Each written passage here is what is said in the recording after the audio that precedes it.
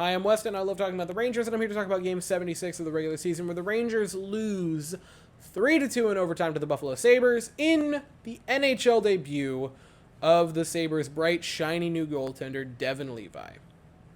And this had loss written all over it when it was announced that he was getting the start, not because of any reason other than it's just that's so Rangers. That is so Rangers. You're a rookie playing against the Rangers. You've never gotten a goal. Guess what? You're getting a goal. You're a player who's over halfway through the season. You haven't gotten a goal yet. Guess what? Your first one's coming against the Rangers. Rookie goaltender debuting against the Rangers. You're getting your first win. And I want to be abundantly clear right now to any Sabres fans watching. I'm not taking anything away from Levi'd. He had a fantastic game. Are you joking? 31 of 32 in your debut. He dazzled. Levi'd, and I'm going to take a brief moment to just completely get off topic and off of the Rangers to just say, that's awesome. In his first game with a deafening Buffalo crowd to get your first win, as a fellow goaltender, that's just a beautiful sight to see. He had some really nice saves tonight. You got goalied if you're the Rangers. I think you can say that pretty confidently. You got goalied by Levi'd. And I feel like tonight is just going to be a trivia answer in 20 years' time when that number 27 is being lifted to the rafters in Buffalo. But that's enough talking about that. We're going to get back to the game and for the Rangers, right? And here's the thing. Short, sweet, and to the point tonight. Because every problem is the problem that has been the problem. And so when I say I'm done, I don't mean I'm done caring and, I'm not going to watch any more games. Not even when they're in the playoffs. I'm just done watching the Rangers. I'm going to burn my jerseys in the front yard. I'm done watching this stupid team. Not that kind of done. I'm not that person. It's clear that the Rangers are content. They are happy to be in third in the Metro. They are happy to be the road team against the Devils. And they are happy to just rest, practice, stay sharp, and float into the playoffs. The top six isn't trying. They phoned in the performance against the Blue Jackets. They phoned it in last Saturday. You can date back against the Panthers. They phoned it in yesterday. The top six is just there. They're content to simply exist near the game. Kids' line looked great tonight, as is per usual. They look good. Capo Caco got a goal. Weird floater over Levi'd. I feel bad for him on that one. Fox got a goal. That was solid. That was just fishing, rebound in front. That's good. Playoff type goal. Those are going to be handy later on. Halak looked fine. The first goal was just on a rebound, and your heart goes out to him because he made a couple of nice saves. Halak made some beautiful stops tonight. The second goal on Jordan Greenway, that one was actually just awful. That was atrocious. That was terrible defense for the Rangers to let him get in. But then, they kind of recovered and kind of defended him, and then with one hand, he just went 5-hole on Halak, and that was not great. You'd prefer that not happen. Jeff Skinner's overtime winner was just ridiculous. It happens.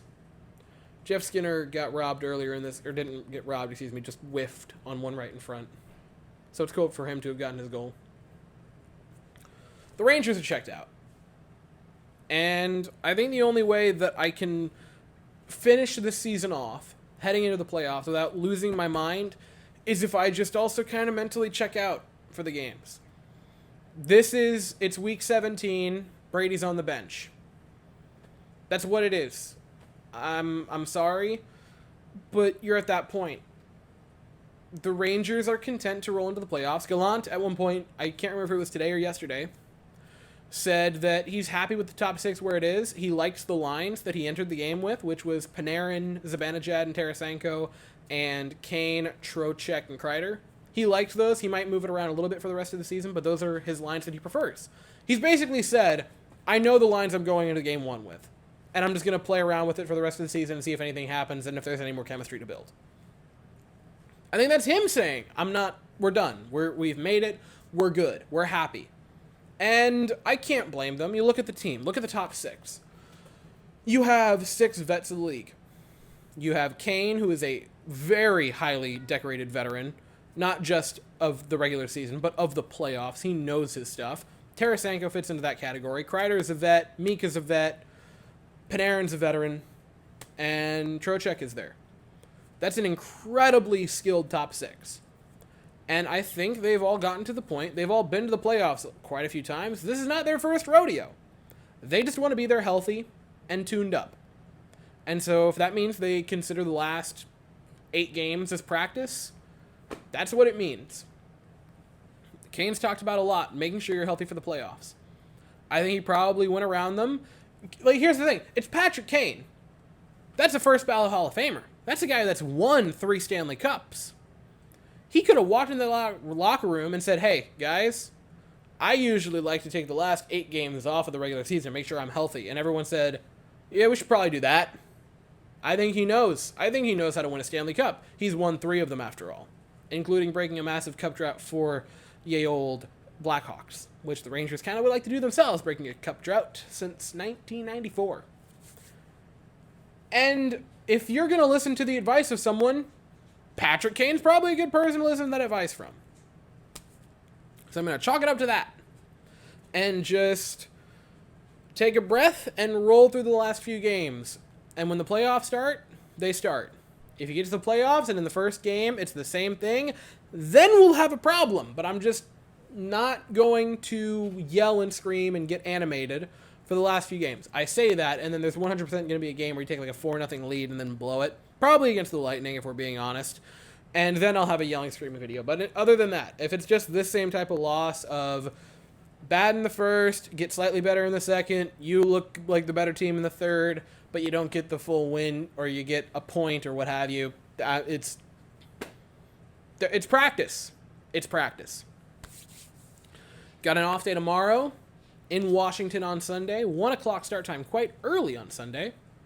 I'll be here afterwards to talk about it. But that's all I have for right now.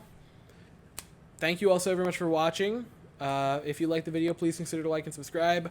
I hope you all have an absolutely fantastic day, and as always, go Rangers.